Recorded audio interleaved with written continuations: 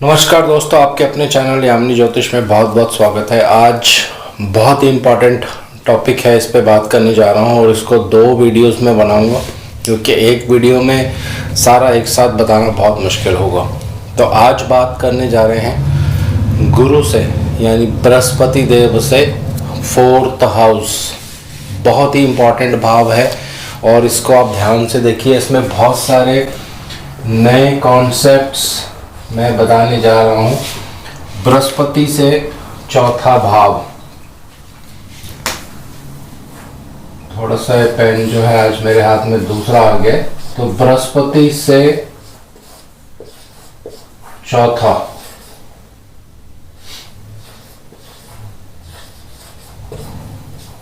यानी 4th भाव। तो अगर कुंडली में आपके बृहस्पति देव यहाँ विराजमान है तो इस वाले भाव की आज पूरी इसी पे वीडियो जो है बनने वाली है। सारी चर्चा जो है इसी भाव से रिलेटेड मैं करूँगा। तो वीडियो आरंभ करने से पहले सबका हाथ जोड़कर बहुत बहुत धन्यवाद करना चाहता हूँ और आशा करता हूँ ऐसे ही आप लोग मुझे सपोर्ट करते रहेंगे और ऐसे ही आने वाले समय में बहुत अच्छी जानकारी आपको मैं अपने चैनल के माध्यम से दूंगा दोस्तों। तो वीडियो आरंभ करते हैं। वीडियो आरंभ करने से पहले गणेश जी की स्तुति कर लेते हैं और गणेश जी से आग्रह करूंगा सबके घर में सुख और शांति बनाए रखें, और शनिदेव से आग्रह करूंगा सबके घर में सुख और शांति बनाए रखें। लास्ट वीडियो जो मैंने बनाई थी गुरुदेव से 5th भाव में, बहुत इंपॉर्टेंट वीडियो है दोस्तों। बहुत से मेरे पास डेली चार्ट्स आते हैं जिसमें गुरु से 5th भाव में कोई नेगेटिव ग्रह होता है तो बहुत ही जीवन में वो कष्ट भोगते हैं ऐसे लोग। जब तक आप उसकी रेमेडी नहीं करेंगे तब तक वो कष्ट जो है वो ख़त्म नहीं होता है। तो इसी से मिलता जुलता बहुत ही एक महत्वपूर्ण भाव है, वो है 4था भाव। जी हाँ, 4th हाउस। तो हम अभी पूरी जो है नाड़ी के ऊपर ही फोकस करने वाले हैं। इसमें वैदिक का कोई भी रूल मैं नहीं लगाने वाला हूं, ये मैं फिर से सबको बोल देता हूं। ये जो वीडियो है पूरी की पूरी नाड़ी ज्योतिष के कॉन्सेप्ट्स पे ही आधारित है। इसमें किसी भी तरह का वैदिक का कोई रूल नहीं है। तो नाड़ी में हमें सबसे ज़्यादा इम्पोर्टेंस किसको देनी होती है? बृहस्पति देव को, क्योंकि बृहस्पति देव जो है जीव कारक हैं। तो जीव जब पीड़ित होता है तो लास्ट वीडियो में भी आपको मैंने बताया था, तो बहुत ज़्यादा प्रॉब्लम होती है। तो जीव से 4था भाव, ये आपका पहली चीज़ सबसे महत्वपूर्ण जीवन में सुख भाव, हैप्पीनेस। और दूसरा, सुख कब मिलता है जीवन में? जब पत्नी आ जाती है, यानी वाइफ। तो इस तरह से इसको आप कह सकते हैं कि 4था भाव जो होता है कहीं ना कहीं पत्नी से भी रिलेट करता है। ज़्यादा कारक मैं यहाँ पे नहीं लूँगा। 4था भाव माता का भी होता है। 4था भाव जो होता है आपकी पढ़ाई आप कह सकते हो इसको, या एकेडमिक कैरियर हिंदी में आप कह सकते हो इसको। और 4था भाव होता है आपके घर की दिशा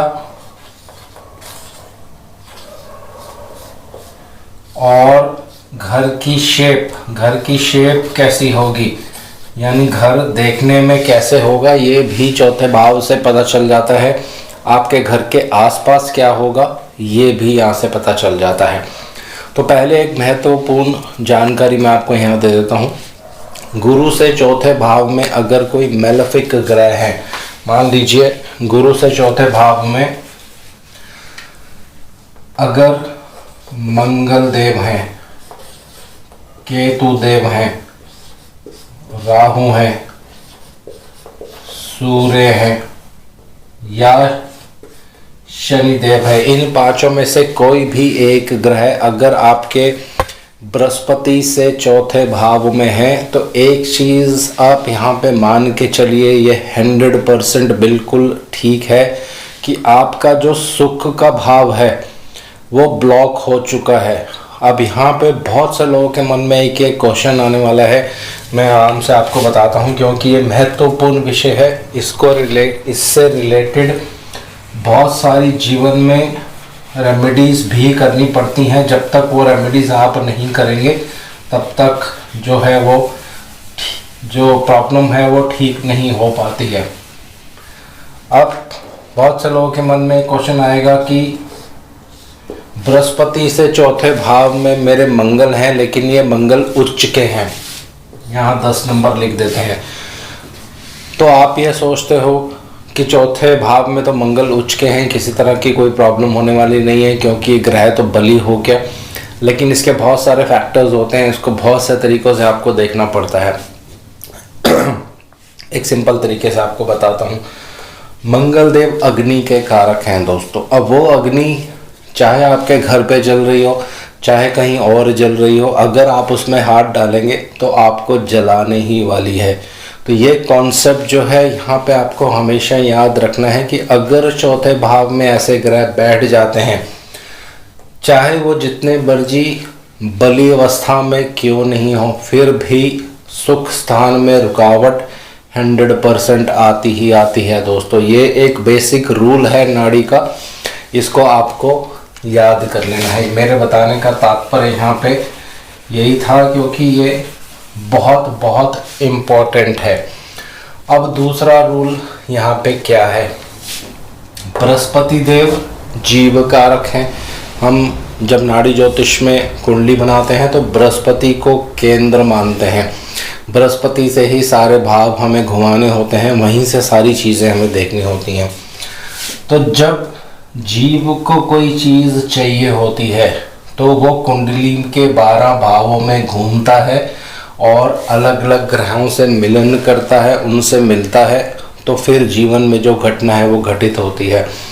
अब अगर जीव को पत्नी चाहिए तो वो शुक्र के पास जाता है। नॉर्मली अपनी कुंडलियों में आप देखेंगे जब प्रोग्रेशन के बृहस्पति आपके शुक्र के पास आ जाते हैं या उसके ऊपर आ जाते हैं, उसको देख लेते हैं, आयु भी वैसी होती है, तो उस समय में विवाह हो जाता है। क्योंकि जीव को कुछ पाना होता है तो उसको उस ग्रह के पास जाना पड़ता है, या किसी भाव से उसको अगर कुछ लेना होता है तो उस भाव के पास उसको जाना पड़ता है। तो यहाँ एक सिंपल रूल है, ये जीव है और इसको अगर चौथे घर का सुख चाहिए, खुशियाँ चाहिए, यहाँ पे अगर वो चाहता है कि मेरी पत्नी मेरे साथ आके घर बसा ले और हम सुख शांति से रहें, तो जीव को यहाँ तक प्रोग्रेशन में आना पड़ेगा, यानी उसको आगे बढ़ना पड़ेगा। तो सिंपल सा एक रूल है। लेकिन मान लीजिए यहाँ पे मंगल देव हैं और यहाँ केतु देव है, तो यहाँ देखिए क्या होने वाला है। ये बहुत अच्छा कॉन्सेप्ट है नाड़ी का। अगर ये आपको समझ आ जाएगा, बहुत सारी चीज़ें आपकी नाड़ी ज्योतिष में क्लियर हो जाएंगी। जब जीव इस घर से इस घर में जाएगा तो उसको मंगल देव मिलने वाले हैं, फिर केतु देव मिलने वाले हैं, फिर सुख स्थान में वो पहुंचेगा। यानी बीच में रुकावट है, 2 मेलेफिक ग्रह बीच में बैठे हुए हैं। मंगल देव को भी नाड़ी ज्योतिष में बहुत पॉजिटिव ग्रह नहीं माना जाता है और केतु देव को भी बहुत अच्छा ग्रह नहीं माना जाता है कुछ कारकत्वों के अनुसार, लेकिन कुछ कारकत्वों में इसको अच्छा भी माना जाता है। तो सिंपल रूल है, बृहस्पति से चौथे भाव के बीच में अगर कोई नेगेटिव ग्रह आ जाएंगे तो आपके जीवन में सुख की कमी रहने वाली है। तो ये खासकर कब देखा जाता है, जब आप कुंडली मिलान करेंगे लड़का लड़की की। अगर लड़के की कुंडली में ये योग बन रहा है और लड़की की कुंडली में भी इस तरह का योग बन रहा है, तो फिर कुंडली जो है बहुत ध्यान से आपको मिलानी होती है। तो मेरा जो बताने का तात्पर्य यही था कि बृहस्पति से चौथे भाव के बीच में मेलेफिक ग्रह यानी पापी ग्रह नहीं होने चाहिए। अगर शुभ ग्रह होंगे, मान लीजिए या शुक्र देव हैं या बुध देव हैं, उसके बाद चौथे भाव में कोई मेलेफिक ग्रह नहीं है, तो जीवन में सुख सुविधाएं मिलती हैं, जीवन जो है बहुत सुखपूर्ण तरीके से व्यतीत होता है। ये इसका लॉजिक है जब बृहस्पति से चौथे भाव के बारे में आप पढ़ते हैं। अब देखिए एक एक करके यहाँ ग्रहों की बात करेंगे और 3 ग्रहों का आज मैं लेने जा रहा हूँ, सूर्यदेव, चंद्रदेव और मंगलदेव। बाकी सब ग्रहों को अगली वीडियोस में कवर करेंगे क्योंकि वीडियो बहुत लंबी हो जाएगी। अब किसी की कुंडली में बृहस्पति से चौथे भाव में, अब यहाँ पे बृहस्पति ही आपको लेना है। अब किसी के चौथे घर में, बृहस्पति से चौथे घर में सूर्यदेव अगर विराजमान है तो क्या होगा। अब सूर्यदेव एक बहुत ही स्पिरिचुअल प्लैनेट हैं दोस्तों, आत्मा के कारक हैं, मंदिर के कारक माने जाते हैं नाड़ी ज्योतिष में। तो पहला प्रेडिक्शन आप यहाँ पे क्या कर सकते हैं, जिस जातक की, चाहे वो लड़की हो चाहे वो लड़का हो, दोनों की कुंडली में सेम ये रूल एप्लीकेबल होगा। बृहस्पति से चौथे भाव में अगर सूर्य देव है तो उनके घर के आसपास मंदिर होगा और वो मंदिर भगवान शिव का हो सकता है क्योंकि सूर्य देव जो हैं भगवान शिव को रिप्रेजेंट करते हैं। तो जिसकी कुंडली में ये योग है वो आप ध्यान से स्टडी कर सकते हैं।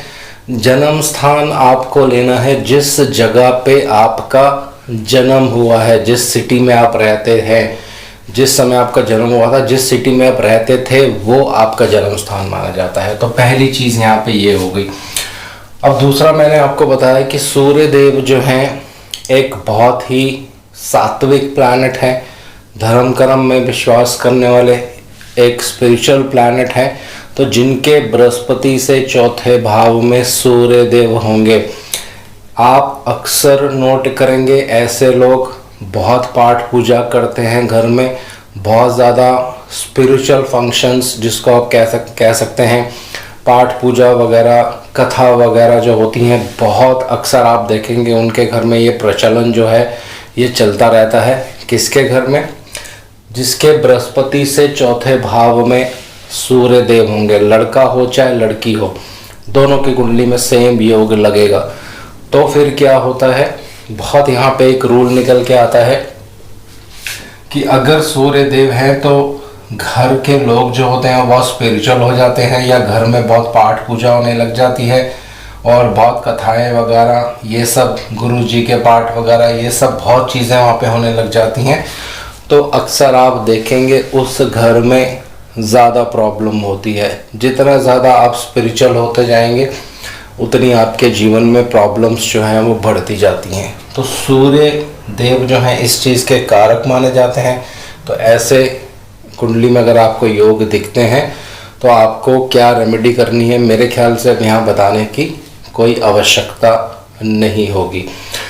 अब दूसरा, चौथा भाव जो है ये माता का भी भाव है और एजुकेशन का भी भाव है। माता का भी यहाँ पे नहीं लेते हैं, एजुकेशन का भाव है। तो एकेडमिक एजुकेशन यानी जीवन में आप क्या पढ़ने वाले हैं ये कौन दर्शाता है, चौथा भाव और बुधदेव, वो दोनों को आपको वहाँ देखना पड़ेगा। लेकिन अगर चौथे भाव में सूर्य देव आ जाते हैं तो व्यक्ति डिज़ाइनिंग की तरफ जा सकता है क्योंकि काल पुरुष की कुंडली में सूर्य पंचम भाव के स्वामी होते हैं। चीज़ों को ऑर्गेनाइज करना, केमिकल्स का काम करना, मेडिसिन्स का काम करना, ये सब जो सूर्य देव के कारकत्व होते हैं, सूर्य देव मंदिर को भी रिप्रेजेंट करते हैं। तो इन चीज़ों से रिलेटेड भी कार्य जो है व्यक्ति, कार्य नहीं एजुकेशन जो होता है, इस चीज़ों से रिलेटेड आप करेंगे तो उसमें आपको आने वाले समय में सफलता मिलेगी। तो ये कुछ कारकत्व होते हैं सूर्य देव के। अब सूर्य चौथा भाव जो है ये माता का भी भाव है। तो यहाँ पे अगर सूर्य देव आ जाएंगे तो क्या होगा, घर पर माता का पूरा कंट्रोल होगा। मम्मी इज़ द क्वीन, यानी माता उस घर की रानी बन जाएंगी क्योंकि सूर्य देव जो है एक एग्रेसिव प्लैनेट है, इनको डोमिनेंस बहुत पसंद है, किंग हैं, राजा हैं, तो दूसरों पे हुक्म चलाना ये इनका काम होता है। तो मदर के घर में आके बैठ गए, चौथा भाव मदर का होता है, चंद्रमा मदर के कारक भी होते हैं। तो दोनों चीज़ों को आपको यहाँ जोड़ना है। तो तो मदर जो है पूरे घर को कंट्रोल करेंगी। बहुत से जगह पे आपने देखा होगा, बहुत से लोगों के घर पे आपने ये देखा होगा कि जो मदर होती हैं पूरे घर का खर्चा चलाती हैं, पूरा कंट्रोल उसके हाथ में होता है, सब लोग उसी की बात मानते हैं। तो ऐसे बच्चों की कुंडली में ये योग जो है वो दिखाई देते हैं। बृहस्पति से चौथे भाव में सूर्य देव। तो सारी चीज़ें मैंने यहाँ पे कवर कर दी हैं, मेरे ख्याल से कुछ छूटा नहीं है। तो अब और आगे चलते हैं। मैं यहाँ पे ज़्यादा कारकत्व अभी नहीं बता रहा हूँ किसी कारणवश, क्योंकि अगर मैं ज़्यादा कारकत्व बताऊँगा तो वीडियो बहुत लंबी हो जाएगी। तो सूर्यदेव के जो भी कारकत्व होते हैं उनको आप एक एक करके यहाँ पे जोड़ सकते हैं। तो अगला ग्रह जो कि बहुत महत्वपूर्ण ग्रह है वो है चंद्रदेव। अगर बृहस्पति से चौथे भाव में चंद्रदेव होंगे तो एक बहुत अच्छी प्रेडिक्शन आप यहाँ पे कर सकते हैं। वो क्या? चंद्रदेव मूवमेंट के कारक हैं। चंद्रदेव फॉरेन कंट्री को रिप्रेजेंट करते हैं। तो आप यहाँ पे एक फलित कर सकते हैं कि आपके जो पूर्वज होंगे या आपके जो फादर होंगे या जो आपके और ग्रैंड फादर होंगे वो किसी दूसरी जगह से शिफ्ट होकर फिर यहाँ पे आए हैं। ये फलित जो है बिल्कुल आप यहाँ पे आराम से करेंगे तो उसमें कोई भी त्रुटि नहीं होगी। यानी जो माता पिता होंगे पहले कहीं और रहते होंगे, वहाँ से फिर वो अपनी सिटी बदल के दूसरी जगह में आ गए होंगे। बहुत से लोग पहले पंजाब वगैरह में रहते हैं, लेकिन जब कुछ कार्य चेंज हो जाता है तो सिटी वो चेंज कर लेते हैं, दूसरी सिटी में आ जाते हैं। तो आप इस तरह से इसको काउंट कर सकते हैं, क्योंकि चंद्रमा मूवमेंट है, चंद्रमा विदेश है, चंद्रमा चेंज ऑफ प्लेस है। चौथा घर आपका जन्म स्थान होता है, आपके माता का भी स्थान होता है। तो इस तरह से अगर आप फलित करेंगे तो इसमें गलती नहीं होगी। अब चंद्रमा माता के भी कारक हैं यहाँ पे, तो माता के कारक स्वयं माता के ही घर में आ जाएंगे। चंद्रमा को एक बहुत ही सौम्य ग्रह माना जाता है, नाड़ी ज्योतिष में इसको सौम्य ग्रह माना जाता है। लेकिन एक और चीज़ के भी कारक होते हैं चंद्रमा, वो हैं चीटिंग के, फ्रॉड करने के। तो अगर ये योग आपकी कुंडली में बनता है तो आपकी मदर के साथ कोई चीटिंग हो सकती है, उनके साथ कोई फ्रॉड हो सकता है दोस्तों, क्योंकि चंद्रमा को फ्रॉड चीटिंग का कारक माना जाता है। तो ये योग यहाँ पे बनेगा। अब बात करते हैं एकेडमिक कैरियर की, किस तरह की एजुकेशन आपको पढ़नी चाहिए या क्या पढ़ाई आपको करनी चाहिए जिसमें आपको लाभ हो। तो देखिए, चंद्रमा मन को इंडिकेट करते हैं, माइंड को इंडिकेट करते हैं। तो साइकोलॉजी पढ़नी चाहिए आपको। बहुत सिंपल सा एक रूल है, चंद्रमा माइंड को रूल करते हैं। तो न्यूरोलॉजिस्ट जो होते हैं वो इस फील्ड में हो सकते हैं, इस फील्ड में आप पढ़ाई जो है वो कर सकते हैं। और चंद्रमा आर्ट्स के भी कारक होते हैं, ब्यूटी के भी कारक होते हैं। तो इस चीज़ से रिलेटेड जो है एजुकेशन आप कर सकते हैं, किसी चीज़ की डिज़ाइनिंग करना, ये सब चीज़ें भी चंद्रमा के अंतर्गत आती हैं। मेडिसिन्स भी चंद्रमा के अंतर्गत आती हैं। तो ये सारी चीज़ें जो हैं, जब एजुकेशन एकेडमिक कैरियर की बात आएगी तो उस फील्ड में आप जाएंगे तो आपको वहाँ पे लाभ मिलेगा। साथ साथ आपको बुध देव भी देख लेने हैं, वो यहाँ पे बहुत ज़रूरी होती है दोस्तों। तो यहाँ से एक चीज़ और निकल कर आती है, जिस बच्चे की कुंडली में आप देखेंगे बृहस्पति से चौथे भाव में अगर चंद्रदेव आ रहे हैं तो चंद्रमा को पानी का कारक माना जाता है, जल का कारक माना जाता है। तो जब आपका जन्म होगा तो हो सकता है आपके घर के आसपास किसी तरह की कोई नदी या किसी तरह का बड़ा कोई तालाब होगा, या ऐसा भी हो सकता है कि उस घर के अंदर ही अंडरग्राउंड वाटर टैंक हो सकता है। क्योंकि अब थोड़ी सी एस्ट्रोलॉजी चेंज हो गई है, मॉडर्न ज़माना आ गया है, तो नदी या बड़ा तालाब होना तो बहुत मुश्किल होता है सिटीज़ में। तो घर के नीचे वाटर टैंक होना, अगर किसी बच्चे का जन्म हो रहा है, उसके बृहस्पति से चौथे भाव में चंद्रदेव आ जाते हैं, तो ये फलित आप यहाँ पे कर सकते हैं। अब और आगे चलते हैं।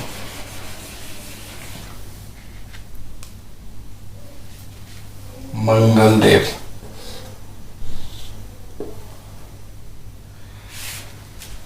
तो बृहस्पति से चौथे घर में अगर मंगल देव हैं तो एक बात आप ये बिल्कुल यकीन मानकर चलिए कि यहाँ का जो सुख भाव है वो ब्लॉक हो चुका है। यहाँ पे आपको रेमेडीज़ करनी पड़ेंगी। अगर आप रेमेडीज़ नहीं करेंगे तो ये जो सुख भाव है ये खुलने वाला नहीं है। दूसरी चीज़, मंगल देव को भूमि का कारक माना जाता है दोस्तों। ये बहुत ही एक महत्वपूर्ण है। भूमि, मंगल देव को भूमि का कारक माना जाता है।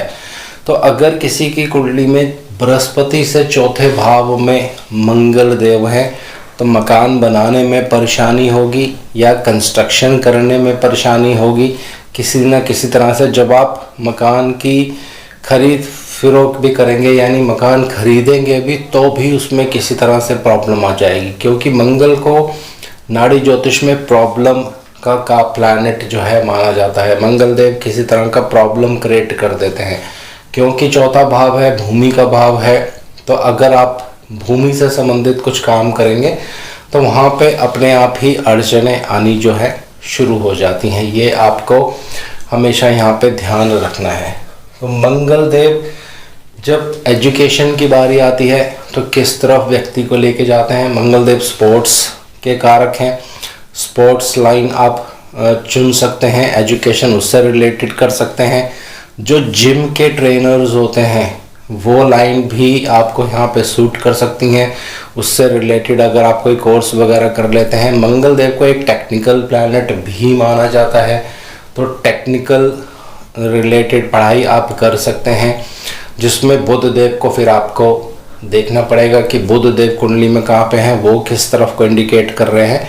तो दोनों को मिला के फिर आपको देख लेना है कि कौन सा फील्ड आपको सूट करता है। लेकिन नॉर्मली मंगल देव जो हैं इस फील्ड में लेके जाते हैं, पुलिस फील्ड में, डिफेंस, आर्मी, ये सब जो होते हैं मंगल देव के फील्ड होते हैं। कोई बड़ी इंडस्ट्री जहाँ पे अस्त्र शस्त्र या कल पुर्जे बनते हों, ये मंगल देव को इंडिकेट करता है। तो इससे रिलेटेड ही आपको अपना एकेडमिक कैरियर, जो एकेडमिक एजुकेशन होती है वो चुननी होती है।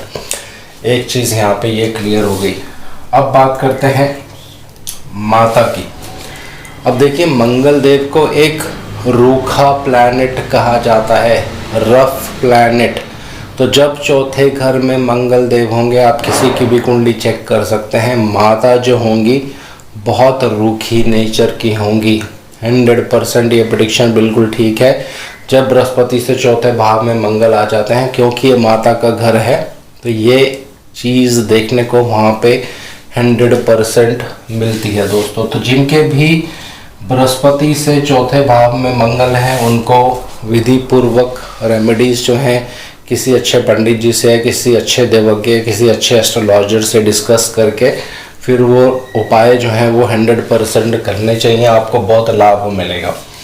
अब यहाँ पे एक और चीज़ निकल कर आती है, ये आपका जन्म स्थान है। जब आपका जन्म होता है तो मंगल से क्या देखने को मिल सकता है, आपके घर के आसपास साउथ साइड में यानी दक्षिण दिशा में, आपके घर से दक्षिण दिशा में कोई खाली प्लॉट हो सकता है अगर मंगल देव आपके चौथे भाव में है। लेकिन ये आपको कहाँ से देखना है, बृहस्पति से चौथा भाव, लगन से चौथा भाव नहीं, बृहस्पति से चौथा भाव। तो ये सारे जो रूल्स हैं एक एक करके यहाँ पे काम आते हैं। बहुत सारी चीज़ें मैंने यहाँ पे नहीं भी बताई हैं, क्योंकि वीडियो बहुत ज़्यादा फिर लंबी हो जाती है। तो एक बेसिक रूल आप याद कर लीजिए, जो पहले भी मैंने आपको बता दिया। यहाँ पे और यहाँ पे अगर नेगेटिव ग्रह होंगे तो बृहस्पति को सुख पाने में मुश्किल होगी, उसमें रुकावटें आएंगी। तो आपको उन ग्रहों की विधि पूर्वक जो है रेमेडी करनी है। अगर आपके घर में खुशियाँ नहीं आ पा रही हैं किसी वजह से, सुख स्थान जो आपको ब्लॉक है, तो ये सारी रेमेडीज़ करने के बाद उसमें बहुत सारा रिलीफ जो है आपको देखने को मिलता है दोस्तों। तो एक चीज़ मैं यहाँ पे और आपको बताना चाहता हूँ कि अगर चौथे भाव में किसी के भी मंगल देव हैं बृहस्पति से चौथे भाव में, तो मंगल देव को छोटे भाइयों का या सिर्फ भाइयों का कारक कहा जाता है। छोटे या बड़े यहाँ पे नहीं लेते हैं, भाइयों को कारक कहा जाता है। तो ऐसे केस में क्या देखा जाता है कि घर पे उस भाई का बहुत ज़्यादा होल्ड होता है। भाई पूरे घर को चलाता है, भाई जो है पूरे घर को डोमिनेट करता है, सब लोग उसकी बात मानेंगे। ये योग बहुत सी कुंडलियों पे आपको देखने को मिलेगा। जब बृहस्पति से चौथे भाव में मंगल देव रहते हैं तो अक्सर जो भाई होते हैं जातक के, वही पूरे घर को चलाते हैं दोस्तों। तो ये बहुत ही एक महत्वपूर्ण योग है, इसको आप याद कर सकते हैं। और चौथा भाव क्योंकि पत्नी से भी कहीं ना कहीं रिलेट करता है, क्योंकि जीवन में सुख तभी मिलता है जब पत्नी आपके जीवन में आती हैं।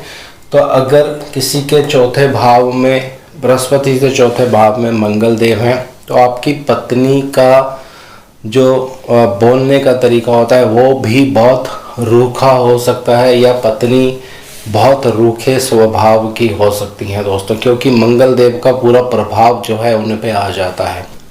तो आज इस वीडियो को यहीं विराम दे रहा हूँ। जय शनिदेव।